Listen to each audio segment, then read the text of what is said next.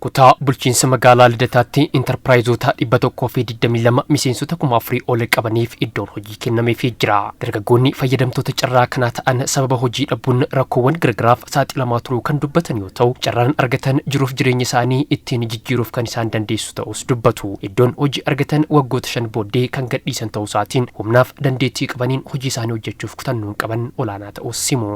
ወደዚህ ስራ ለማገባታችን ስራ መጀመራችን በጣም ደስ ብሎናል። Hojii kana eegaluu kootiin gammadeen jira. Yeroo dheeraadhaaf gaaffii gaafachaa turretu nuuf deebi'e. An digiriidhaan erga eebbifamee waggaa 4 kan lakkoofsise yoo ta'u, hojii dhabaa ta'ee tureera. Kaka'umsa hojii olaanaatu na keessa jira. Dargaggoota carraa kana argatan keessaa tokko ta'uu kootiin gammachuu guddaatu natti dhaga'ame. Hojii keenya babal'isnee namoota birootiif carraa hojii akka uumnu abdiin qaba. ከዚህ በፊት እንግዲህ የግል ቤት ተከራይተን ነበር የምንሰራው። Kanaan duratti mana dhuunfaa keessatti kiraan hojjechaa turre. Amma garuu carraa mootummaan nuuf mijeesseen iddoo hojii kan argachuu dandeenyee jirra.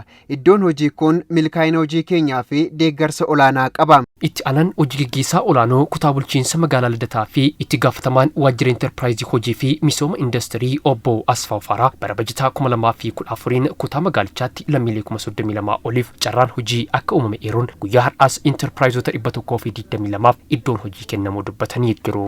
በክፍለ ከተማችን በ2014 ባጀት ዓመት ብቻ ኩታ መጋላ ኬኛtti bara bajataa 2014 qofa lammiilee 31 oliif carraa hojii uumuun karoorfamee lammiilee 32 oliif carraa hojii uumuun danda'ameera. Iddoowwan duwwaa fi kanneen seeraan ala qabaman adda baasuun intarpiraayizoota 122f kaarameetira 4,000 fi 544 kennuu dandeenyee jirra. Intarpiraayizoota 5f immoo iddoo dabalataa kennineerra. Sochiin carraa hojii uumuu dameewwan xiyyeeffannoon olaanaan kennameef keessaa tokko ta'uu kan dubbatan hojii gaggeessaa olaanoon kutaa bulchiinsa magaalaa Lidataa obbo Assagid Haayile Giyoorgis kutaa magaalichaatti carraawwan hojii umaman lakkoofsaan baay'achuu qofa otoo hin taane qulqullinaanis kan eeraman ta'uu himanii jiru. በዚህ በጀት ዓመት በከተማችን አስተዳደር በልዩ ትኩረት ተሰጥቶት የተሰራው የሥራ ዕድል ፈጠራ ነው። Bara bajataa qabameen bulchiinsa magaalaa keenyaan xiyyeeffannoon olaanaan kennamee fi dhimmoota hojjetaman keessaa carraa hojii uumuun adda dureedha. Carraan hojii amma uumame kun qindoomina qaama hundaatiin kan argamedha. Lakkoofsaan guddaa kan ta'ee fi qulqullinas kan qabudha.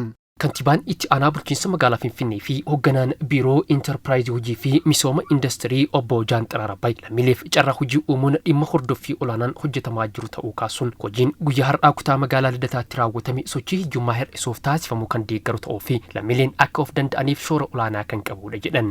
ለዜጎች ስራ ዕድል መፍጠር በተለይ ለኑሮ ውድነት ምክንያትና መባባስ የሆነውን ችግር ለመቅረፍ lammiileef carraa hojii uumuun rakkoo qaala'insa gatii furuu keessatti gumaacha olaanaa waan qabuuf imaammannii fi tarsiimoon ifa ta'ee bocamee hojjetamaa tureera. Hojii hojjetameenis bu'aan qabatamaan argameera. Sochiin kutaa magaalichaa guyyaa har'aa taasise hiyyummaa hir'isuu fi lammiileen akka of danda'aniif gumaacha olaanaa kan qabudha. Sheediiwwanii fi iddoowwan hojii argaman kanneen kaayyoo yaadameef oolchuun akka barbaachisu kan himan obbo Jaanxaraa lammiileen guyyaa har'aa iddoo hojii argatan carraa isaaniitti fayyadamuun dhaloota dhufuuf dabarsuu akka qaban hubachiisanii jiru. ለሁሉም ሰው ሸድ ማዳረስ አይቻልም። ለሁሉም ስራ ፈላጊ ቦታ መስጠት አይቻልም።